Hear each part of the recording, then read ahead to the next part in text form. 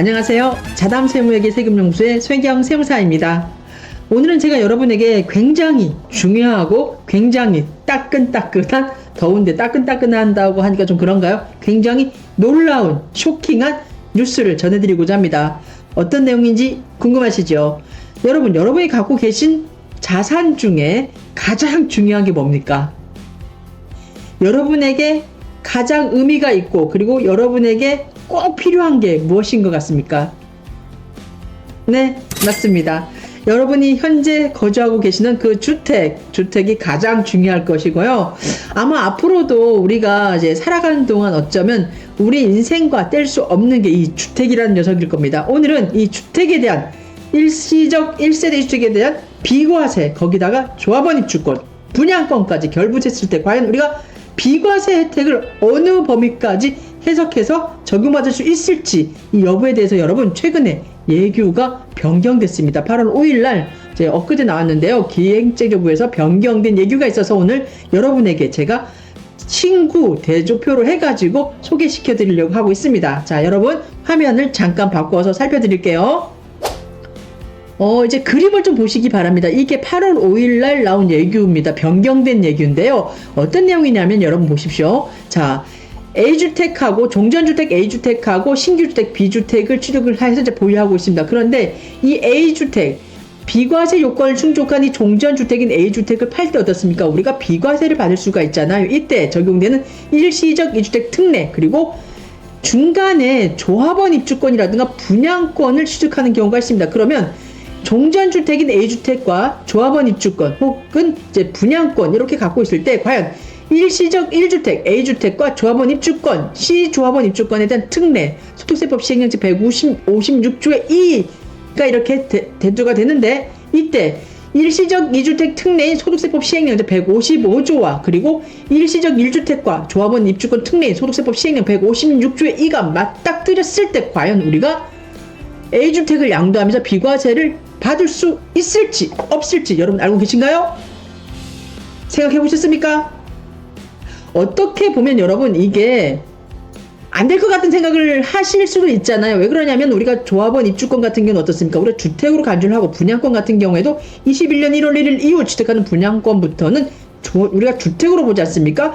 그래서 어떻게 보면 주택이 현재는 A주택, B주택, C조합원 입주권 혹은 C분양권이라 그랬을 때 어떻습니까? 우리가 주택만은 3주택을 보유하고 있기 때문에 A주택을 이제 양도했을 때 비록 비과세 요건을 충족하는 A주택을 양도했다 그러면 어떻게 보면 안 될 것 같다는, 그냥 우리가 막연하게 안 될 것 같다는 생각을 할 수도 있지만, 그런데 종전에 우리 지금 이제 요 예규가 나오기 이전에 그 해석은요 여러분 가능하다였습니다. 가능하다였는데 이게 변경이 돼서 지금은 안 된다는 게 여러분에게 오늘 소개시켜 드릴 내용입니다. 제가 너무 흥분해서 말 더듬는데요. 자, 한 번 더 보시기 바랍니다.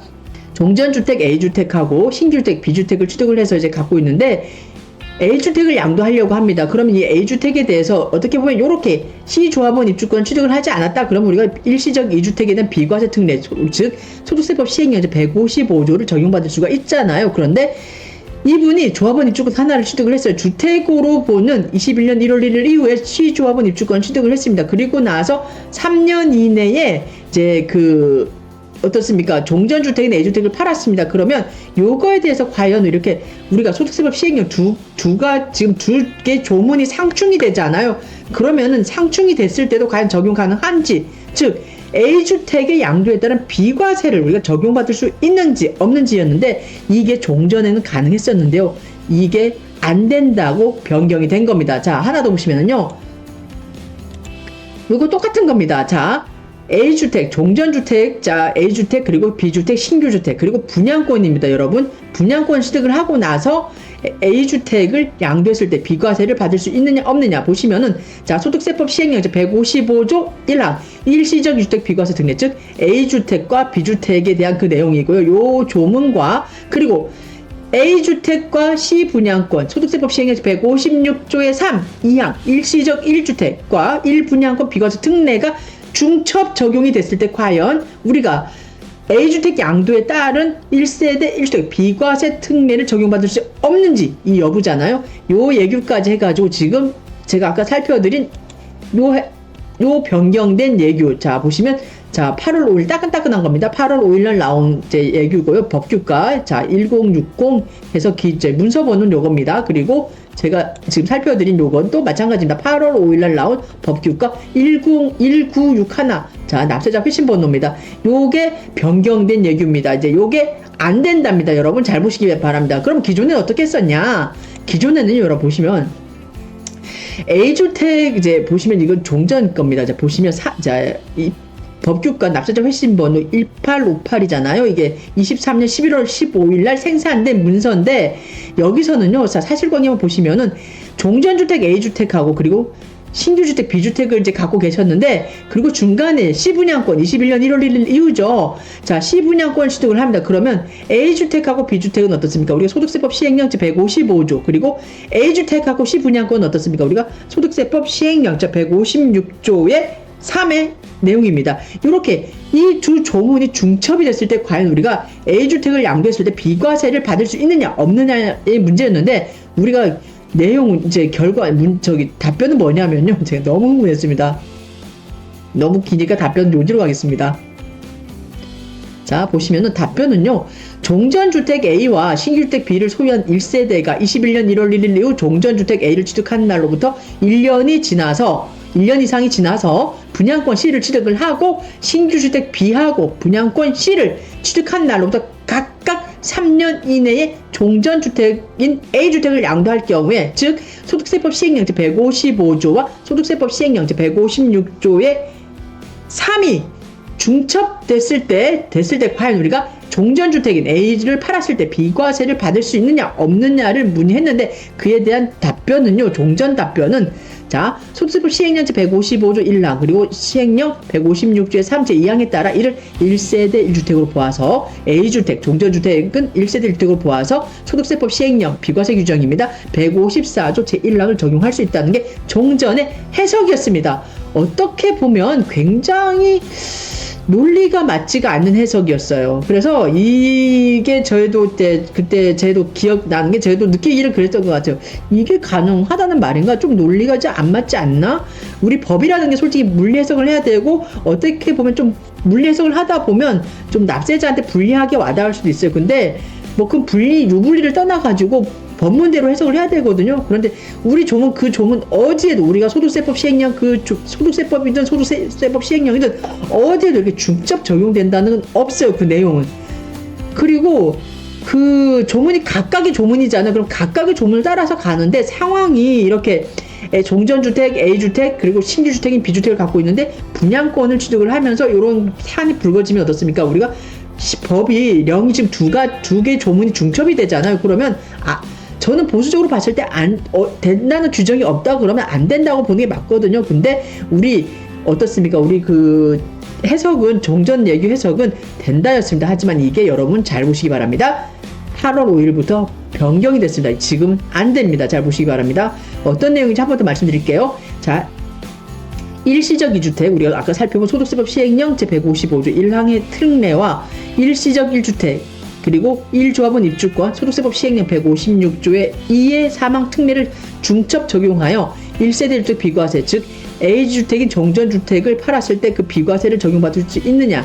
안 된다고요. 또 하나 일시적 2주택 특례 155조 시행령 155조 1항과 일시적 1주택과 분양권 소득세법 시행령 156조의 3, 2항 3항의 특례가 중첩 적용하여 1세대 1주택 비과세를 적용받을 수 있느냐 없느냐 안 된답니다. 여러분 주의하시기 바랍니다. 반드시 짚고 넘어가셔야 됩니다. 그래서 제가 높아심에서 한 번 더 말씀드릴게요. 자, 종전주택 여러분입니다. 여러분의 입장에서 볼게요.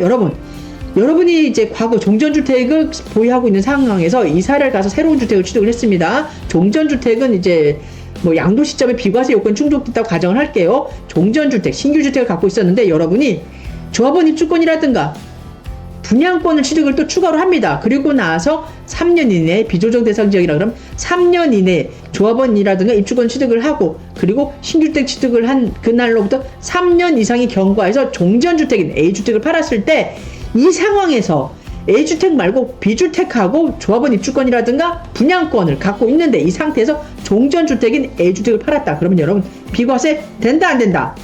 안 된답니다, 여러분. 안 됩니다. 절대 안 됩니다. 제가 또 강조합니다, 여러분. 그러니까 여러분 놓치지 마시기 바랍니다. 이게요, 얘기가 변경됐습니다. 그래서 우리가 인생을 사는 데는 어떻게 보면 여러분, 우리가 가장 제가 이제 중요한 게 어떻게 보면 돈도 중요하죠. 돈도 중요한데 제가요 이렇게 살아보니까 집도 중요한 것 같아. 집이 있어야 돼, 여러분.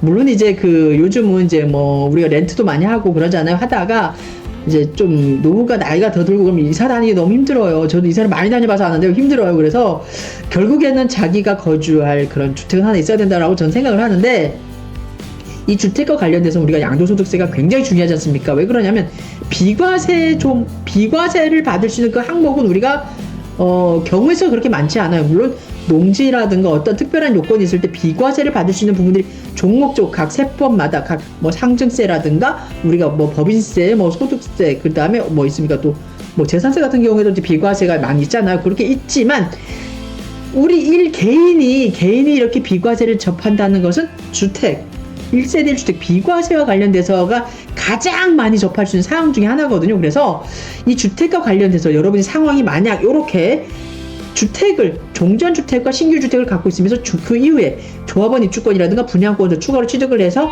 이렇게 종전주택, 신규주택, 조합원 입주권이라든가 분양권 이렇게 갖고 있는 상황에서 종전주택을 이제 비과세 요건을 충족한 종전주택을 팔았다. 그런데 이 판 요거에 대해서 비과세가 되는지 안 되는지 여러분 제가 반드시 안 된다 그랬습니다. 안 된다는 생각 한 번 더 하시고 유념하시면서 이런 상황이 접했다 그러면은 여러분 반드시 상담 한번 받으시고요. 상담을 받을 땐 저를 찾아오시기 바랍니다. 상담 한번 받으시고 그리고 나서 이렇게 투자에 대한 그 실행을 하시기 바랍니다. 이상 자담 세무에게 세금연구소에서 최기영 세무사였습니다.